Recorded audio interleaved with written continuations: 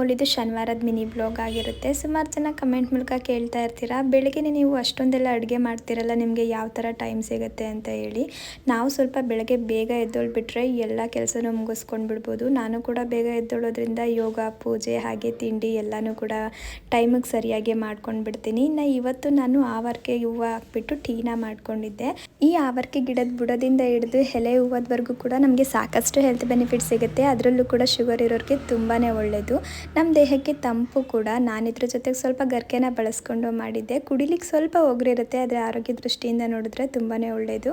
ಇನ್ನು ನನ್ನ ಹಸ್ಬೆಂಡ್ಗೋಸ್ಕರ ಇವತ್ತು ಸ್ವಲ್ಪ ವಾಂಗಿಬಾತನ್ನು ಕೂಡ ಮಾಡಿ ಅದ್ರ ಜೊತೆಗೆ ಹೆಸರು ಕಾಳು ಹಾಕಿ ಸ್ಯಾಲಡ್ ಮಾಡಿದ್ದೆ. ಹಾಗೆ ಸ್ವಲ್ಪ ಸೋಯಾ ಚಂಕ್ಸ್ನ ಹಾಕಿ ಬುರ್ಜಿ ಥರ ಕೂಡ ಮಾಡಿಕೊಂಡೆ. ಇನ್ನು ವೆದರ್ ತುಂಬಾ ತಂಪಾಗಿತ್ತಲ್ಲ, ನನಗೆ ಸ್ವಲ್ಪ ಸೂಪ್ ಕುಡಿಬೇಕು ಅಂತ ಅನ್ನಿಸ್ತಾ ಇತ್ತು.